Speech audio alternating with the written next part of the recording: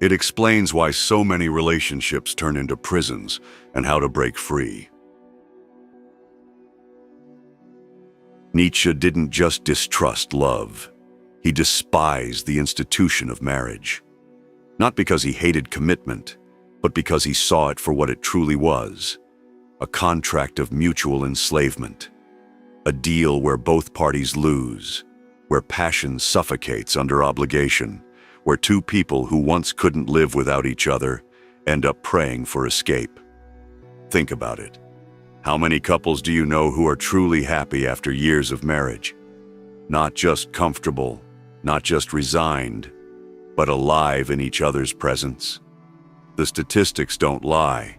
Divorce rates, dead bedrooms, the quiet despair of couples who stay together out of fear rather than fire. This isn't bad luck. It's inevitable. Because the structure of modern marriage goes against human nature itself. This is why infidelity is so common. Why so many people cheat not because they're evil, but because they're starving. Starving for the feeling of being wanted, of being chased, of being alive again. Nietzsche didn't excuse it. He explained it. We're told that wanting more is greedy, that boredom is normal, that the slow death of passion is just how life works. Nietzsche raged against this lie. The individual has always had to struggle to keep from being overwhelmed by the tribe. If you sacrifice your vitality for social approval, you don't get a medal. You get a tombstone. So what's the alternative?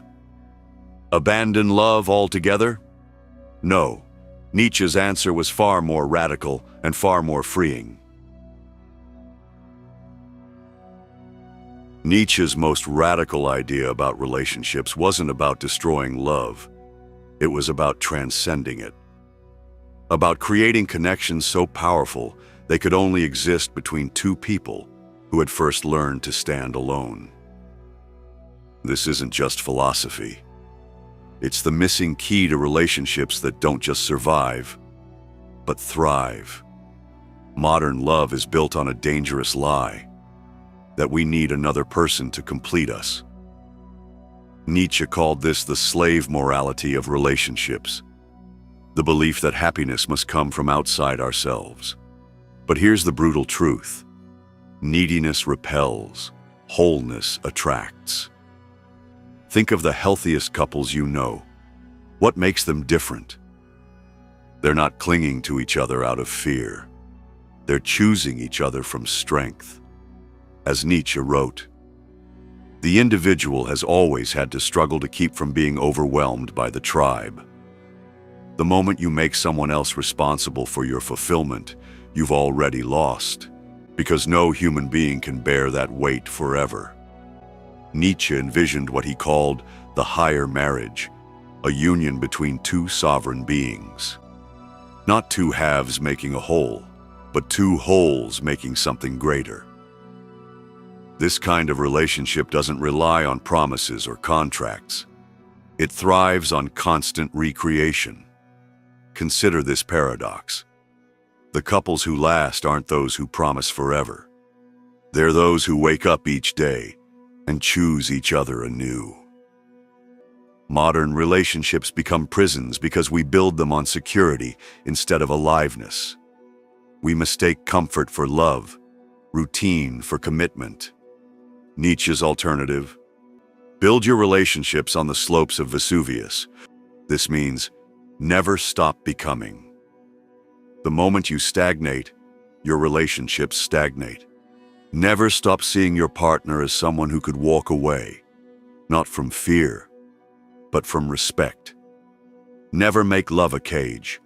Let it be a dance where both partners are free. Here's Nietzsche's most explosive truth: you don't need love to be whole. The most fulfilled people throughout history, artists, philosophers, warriors, weren't those who obsessed over relationships. They were those obsessed with their work, their purpose, their becoming. This doesn't mean rejecting love. It means transforming it.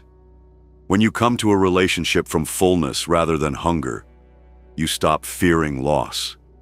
You start inspiring devotion. You create connections that amplify rather than diminish you. We stand at a crossroads. 1. Continue chasing the fairy tale, where love means dependency, where security kills passion, where we mistake comfort for connection.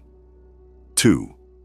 Embrace Nietzsche's challenge, where love becomes art, where every day is a new creation, where two free spirits choose each other not from lack, but from overflow. The question isn't whether you'll find love. It's what kind of person you'll be when you do.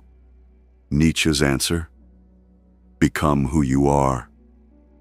The rest, the right relationships, the real connections, will follow.